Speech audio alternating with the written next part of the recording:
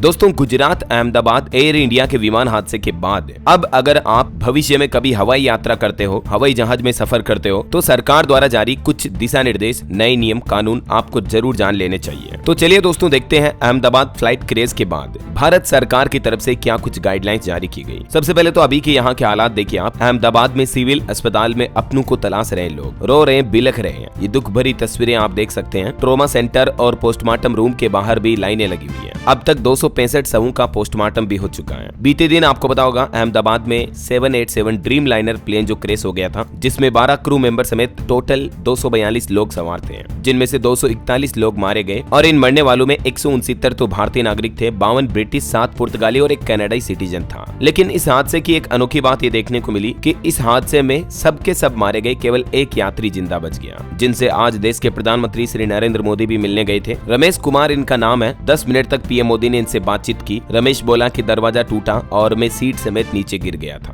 मुझे कुछ याद नहीं। जब होश आया तब देखा तो चारों तरफ लोगों की लाशें ही लाशें पड़ी थी। रमेश का ये वीडियो आपने जरूर देखा होगा, जब ये विमान हादसे के बाद उठकर खड़े होकर चलते हुए नजर आते हैं। खैर, अभी इस हादसे के पीछे की वजहों और कारणों का पता तो ब्लैक बॉक्स मिलने के बाद ही चलेगा। फिर जांच होगी, इंक्वायरी बिठाई जाएगी कि एयर इंडिया प्लेन क्रैश कैसे हुआ। ब्लैक बॉक्स इस तरह का सीक्रेट बॉक्स होता है दोस्तों, जिसमें विमान संचालन के दौरान की सारी गतिविधियां रिकॉर्ड होती हैं। जो भी क्रू मेंबर्स के बीच बातचीत हो रही है, रेडियो कॉल हो रहा है, जो भी है, एवरी वो इंपोर्टेंट चीज रिकॉर्ड की जाती है, जिनसे कि इस तरह के हादसों के बाद उनके हादसों का कारणों का पता लगाया जा सके और उन गलतियों पर सुधार किया जा सके, है ना। और ब्लैक बॉक्स की तरह कुछ फंक्शनलिटी इक्विपमेंट होते हैं, जैसे डीवीआर, सीवीआर। तो कुछ मीडिया रिपोर्ट्स में तो ये बताया जा रहा है कि ब्लैक बॉक्स मिल चुका है। दैनिक भास्कर ने भी खबर में लिखा कि अहमदाबाद विमान हादसे में अब तक 270 लोगों के शव बरामद हुए हैं। 241 तो हवाई यात्रा के दौरान मारे गए और बाकी जो भी हैं वो जिस बिल्डिंग से विमान टकराया उस बिल्डिंग में डॉक्टर, जो इंटर्न डॉक्टर थे, लंच कर रहे थे उस वक्त, तो उनकी मौतें हुई हैं। लेकिन हैरानी की बात देखिए, 270 में से सिर्फ 7 शवों की ही पहचान हो पाई है। बताया जा रहा है कि ब्लैक बॉक्स मिल चुका है। इसका डेटा बताएगा कि आखिर प्लेन क्रैश क्यों हुआ, है ना। और भविष्य में दोस्तों लोगों का हवाई यात्रा, हवाई सफर और ज्यादा सुरक्षित हो, इसीलिए अब सरकार की तरफ से एक नई गाइडलाइन जारी की गई है। ये जो लेटर आप देख पा रहे होंगे, इसके ऊपर लिखा हुआ है ऑर्डर, भारत सरकार महानिदेशालय नागर विमानन, यानी डीजीसीए की तरफ से ये गाइडलाइंस जारी की गई है। इस गाइडलाइंस में हवाई कंपनियों के लिए कुछ पॉइंट्स, बिंदु लिखे हुए हैं, देख सकते हैं। पहला, one time check before departure of flight from India, यानी फ्लाइट के डिपार्चर से पहले उसकी सेफ्टी चेकिंग और इंस्पेक्शन करना जरूरी होगा, जिसमें कई पॉइंट्स पर निरीक्षण किया जाएगा, जैसे कि inspection of fuel parameter monitoring, inspection of cabin air compressor and associated system, electronic engine control system test, engine fuel driven actuator operational test and oil system check, serviceability check of hydraulic system and review of take off parameters. इसके अलावा flight control के भी inspection करने होंगे। इन सभी निर्देशों के points की जानकारी मैं आपको थोड़ा हिंदी में बता देता हूँ। डीजीसीए ने आदेश में कहा कि हर उड़ान से पहले अब बोइंग 787 विमान की जांच करना जरूरी होगा, जैसे कि फ्यूल सिस्टम, इंजन कंट्रोल और टेक ऑफ का रिव्यू होगा। अहमदाबाद हादसे के बाद आज ही ये फैसला लिया गया है। हर उड़ान से पहले ये 9 जांच जरूरी होगी, जैसे कि फ्यूल सिस्टम, यानी कि जो जैसे हमारी गाड़ी मोटरसाइकिल में पेट्रोल डीजल टैंक होता है ना, वैसे हवाई जहाज का एटीएफ फ्यूल सिस्टम, ईंधन से जुड़े पैरामीटर सही है या नहीं है। केबिन में हवा पहुंचने वाले सिस्टम की भी जांच होगी। इंजन कंट्रोल सिस्टम की जांच की जाएगी। इंजन में ईंधन डालने और ऑयल सिस्टम की भी जांच होगी। हाइड्रोलिक सिस्टम की भी जांच की जाएगी, जो कि प्लेन के पहिए को ब्रेक के जरिए कंट्रोल करता है। इसके अलावा टेक ऑफ के आंकड़ों जैसे कि रफ्तार, वजन की दोबारा समीक्षा होगी और एक नया फ्लाइट कंट्रोल चेक होगा, जो कि हर स्टॉप पर किया जाएगा। पावर टेस्ट यानी इंजन ताकत की जांच क्षमता भी हर 2 सप्ताह में करना अनिवार्य होगा। और पिछले 15 दिन में इन विमानों में जो भी खराबी आई है उसकी जांच पूरी किए बिना कोई भी मेंटेनेंस बंद नहीं होगा। तो ये आज सरकार की तरफ से 9 जरूरी नियम लागू कर दिए हैं हवाई कंपनियों के लिए, गाइडलाइंस के तहत, ठीक है।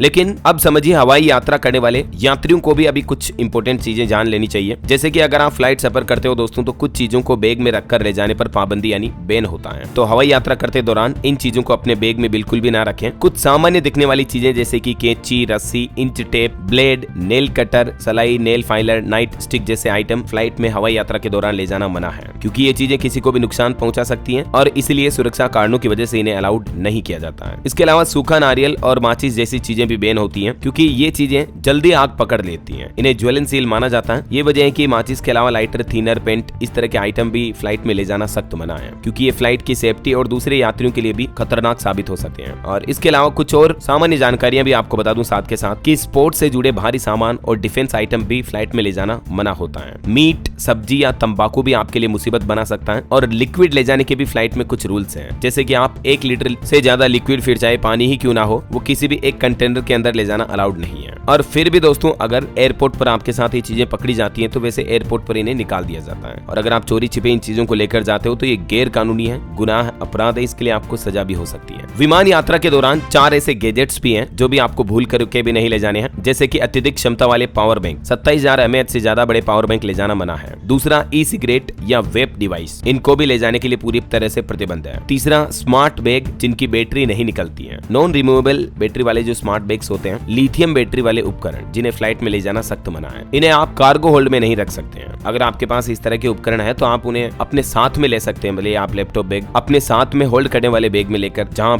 हम सफर करते हैं और लेकर बैठते हैं ना, वहां रख सकते हो, लेकिन जो चेक इन बैगेज होते हैं बड़े वाले, उनमें नहीं रख सकते हो। और चौथा, बैटरी से चलने वाले अन्य अनजान गैजेट्स भी आप इन बैग्स में ले जाकर नहीं रख सकते हो। ठीक है, तो ये हवाई यात्रियों से जुड़ी कुछ गाइडलाइंस और सामान्य बातें, न्यू रूल्स एंड रेगुलेशंस, उम्मीद आपको जरूर जानने मिले होंगे। वैसे दोस्तों आप मुझे कमेंट करके बताइए कि आप कौन से राज्य में, कौन से जिले में रहते हैं, ताकि मैं आपके राज्य के समाचार भी आपके मोबाइल तक पहुंचा दूंगा। और हाँ, अहमदाबाद विमान हादसे में जान गंवाने वाले सभी मृतकों को ईश्वर आत्मा को शांति दे और उनके परिजनों को हिम्मत दे, हौसला दे इस दुखद घड़ी में। जय हिंद दोस्तों।